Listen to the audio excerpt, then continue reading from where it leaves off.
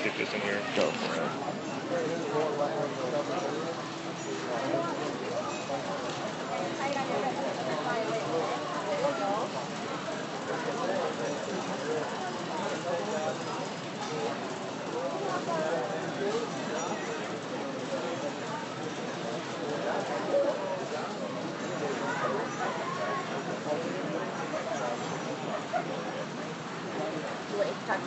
Yeah.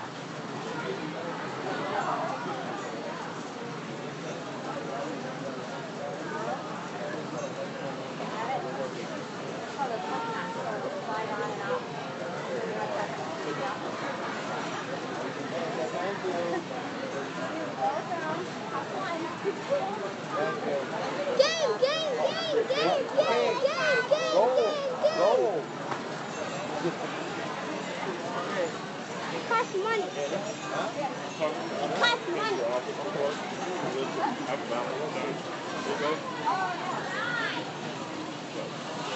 Campbell. How are you? I'm good. How about you? My name's Ben.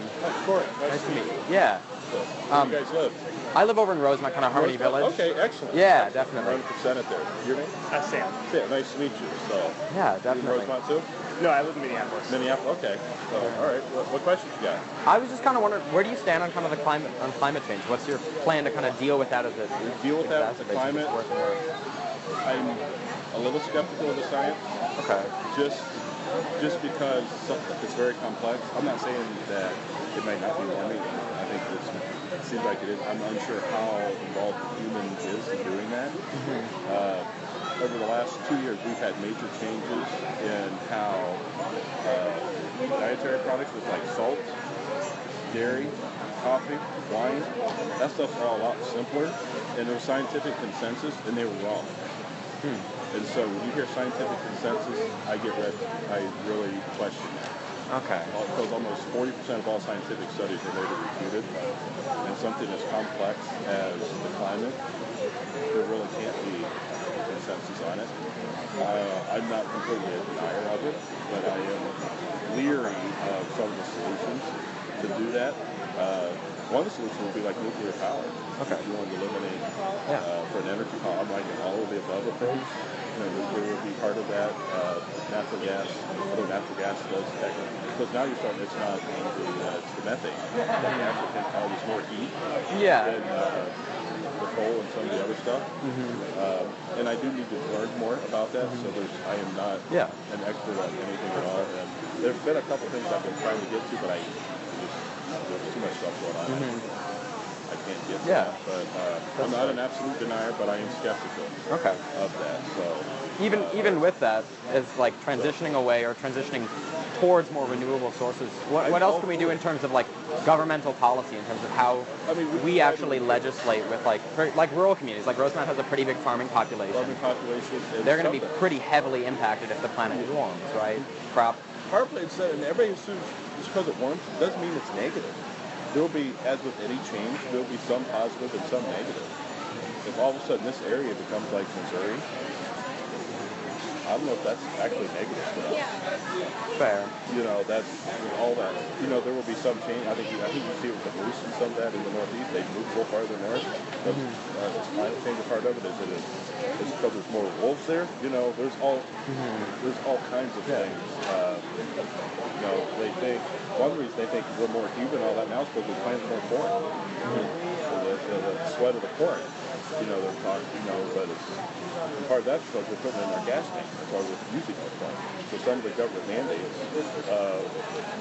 using all the renewable fuels for gas is cut into our food supply, which probably could have actually increased. There's a causing effect with some of that. And I just think I don't like the idea that it's settled, but I don't think it is.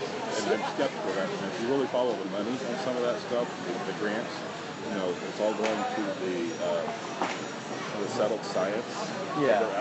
Some people actually went to jail, some of the skeptics, and that's like, hey, this is 100% certain, and it's not. A lot of it's based on computer models, and the models are only as good as the data you put in. Yeah. So along with that though, when we're talking about kind of solutions aside, how we're going to reach that, what's the dynamic going to be between like you and other Democratic senators once you're in there, because like the vast majority of Democrats are in Minnesota, all of them. That stuff, but how are you going to kind of move past that to actually create positive, progressive change? Like, even while having those beliefs, if we're seeing conclusive evidence, we'll have to see what actually comes up. You know, what bills they want to study. We'll have to look towards that. You know, I know a lot of them want these massive mass transit projects, which I'm against. I think they're very expensive, and very few people actually ride them. That's just what I'm against. Thank you. Yeah. Okay. Yeah. I guess like the last thing that I was just kind of wondering. So we talk about kind of like the geography of Minnesota and where we allocate a lot of our resources. Like so much of our money at a state level goes towards these larger cities who have a lot more political capital, a lot more power. How can you bring kind of a lot more of that funding back to more rural communities? Well, one, we do have 60% of the population lives in the 7 county metro, so they're going to get that percent of the revenue. They should, they contribute to the revenue. They're going to get more of the services. That's where the people are. But at the same time, the rural America does need stuff, like roads. Road construction is different in rural America because you have the heavy farm equipment and things like that. So the roads have to be built to be able to sustain that. We don't necessarily need that as much in the metro. I mean, we have to have this stuff in the water, stuff like that as well. But the rural, they're entitled to their fair share of all that stuff. I grew up in a small town, initially, and my parents still have a farm, so I'm very conscious of ag policy, and I've lived in those areas, so I understand some of that stuff and some of the concerns. So we still need that, because that's who our futures. Yeah. The farm communities and all that. And they still need to be able to have a sustainable way of living. So. Do you feel like in Senate District 57, do you feel like you're in touch with like rural farmers and with those people, or do you feel kind of like a disconnect between you and them? I feel like definitely. I grew up on a farm. I've been on a farm. I've done farm work. So I basically done on a farm somewhere around my. So I've actually done the work. I've been in the summer this time of year doing the straw and the hay and all that stuff and things. So I've done it. So I know what it's like. You ever tried to do the pig manure in this? They're not fun. And it's been there a little while, some ungodly smells and things, so I have done some of that stuff. And just for that aspect, someone, I know some of the stuff actually is, and I've actually been on combine and driven tractors, and I've lived a part of that too, and so I would have some idea what it's like to be out there. I spent a couple summers on the farm helping my grandparents with their farm. So definitely. That was a number of years ago, but I've done that.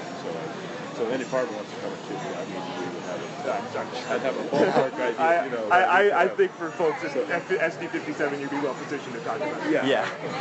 Definitely. So somebody. It's been 20 years since I've been out, but I still go out. My parents still live on a farm. Yeah, definitely. I still go out. That's cool. And I ship my kids there over the summer for a good way. Different way of life. I'm a small town, we're a major town. It's a 15-minute drive. You literally go into town. My wife still laughs at me when I say, hey, I'm going into town. She's like, we live in town. But it's just an expression I have. Because you go out to my parents' house. I mean, there's a little grocery store here, but to go into like Walmart and all that, it's 15 miles away. And so it's literally a trip. Yeah. So you want to make sure you got your list and all that stuff.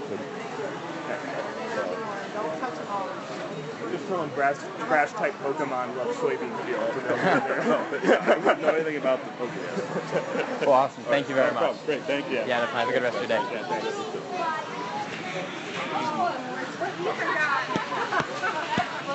Want me to talk to Anna? All right, guys. You show that to Jess.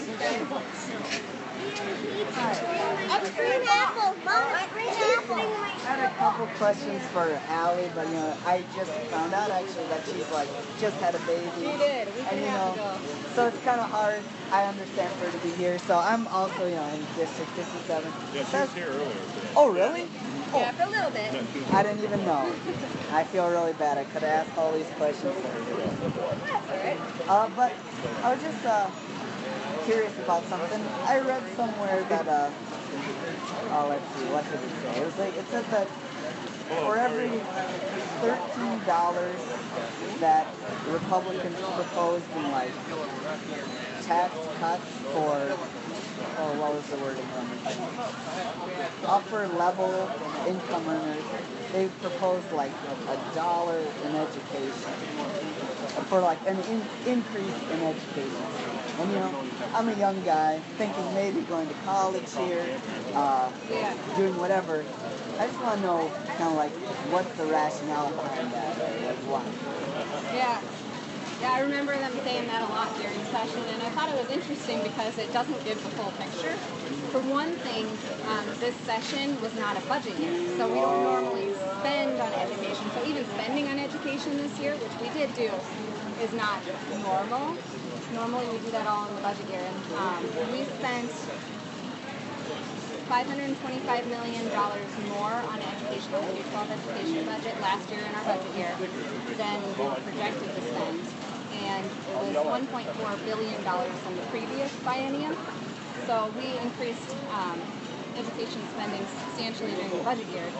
But then this past session, we were focusing more on tax relief because we had the surplus, and we were hearing from constituents that they wanted the money coming back. So, like, basically they were saying, give it all back. And we were trying to find responsible ways to do that with tax credits for farmers, for college students, for families. We had the working family tax credit, so individuals in the middle income bracket and middle class could get a tax credit based on number of kids they have, things like that, because the more kids you have, the more expenses you have, things like that. So it didn't give the full picture. I see. All right, and there's just another thing I was kind of curious about. Once again, just I'm kind of a younger guy, and I was reading somewhere that it was last year, the state of Minnesota lost about 9,300 young people, like in a net loss of 9,300 young people. And it starts with an article, and one of their biggest rationales was that they said like the Minneapolis area, the metro area, is very hard to navigate. Like, so this is kind of a two-step, like very hard to navigate. They said a lot of problems, like we needed more walkable communities, sort of like a better metro. And so I kind of this is kind of two-sided. Like, first of all, you guys need balloons over there? It's all good. There we go. Carry them all back together. You want one or two? Like the first thing is how do we attract and or keep more young people, including myself, to the state, but also on the transportation side, like what exactly do you think we should do? Well, I guess I missed that article. I don't remember seeing it, but I think one thing we could do is reduce the tax burden for young people so that they don't feel like most of their paycheck is going straight to taxes. And housing is expensive, and a lot of that has to do with the housing market right now. So people are feeling like they can't get their own place. It's tough. Yeah. I know all about that. I have a brother he's working, but he's at home right now. Yeah.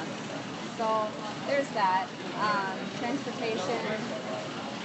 I think for some people they prefer to be able to get around with a car. Some people prefer some form of public transit. And I think we need to have both options.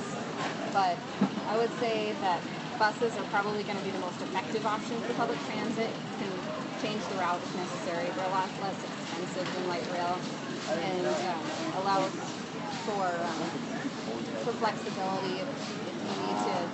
Like change the route. I see. Yeah, if you need to change the route because the volume of youth is changing depending on demographics or growing population in certain areas.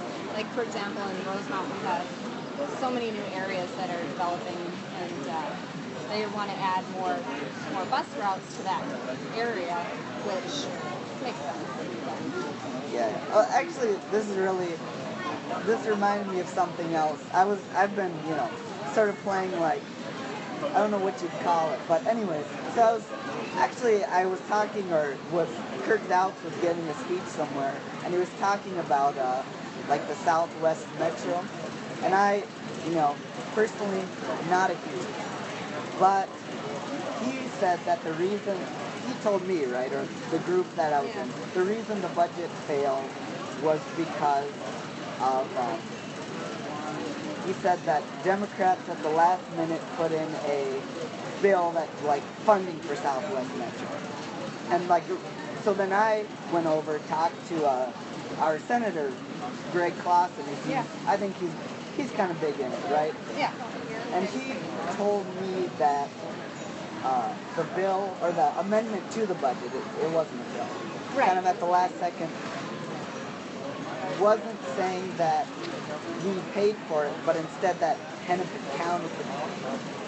So now I want to ask you the same questions. Exactly what went on there with that sort of budget not passing just really by a nose?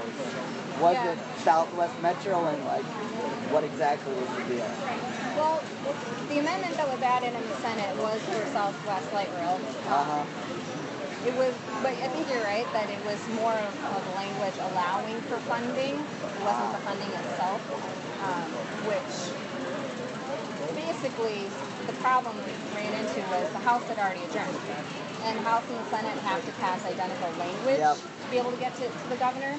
So when they added the language to change it, and we had already adjourned, it kind of put us in a catch-22 that either they had to take off the language back to the original language that the House had passed to send it to the governor, or so it's just then kind that's of essentially what happened. just kind of messed up. All right. Yeah. Hey. And we had like what, 10 minutes left It was, in the session. yeah, I remember he was telling me about like the timestamp was like 11:50 p.m. and like, what the heck? Yep. Well, all right. Kind of crazy. I appreciate and we it. definitely need to work on getting those bills ready so we can pass them sooner than the last minute. I'll be out of here. Thank you. Good question. Oh, I think I already picked one up actually. Okay. It was on Tuesday I picked one. Okay. Okay, great. Thanks, guys. Yeah, great.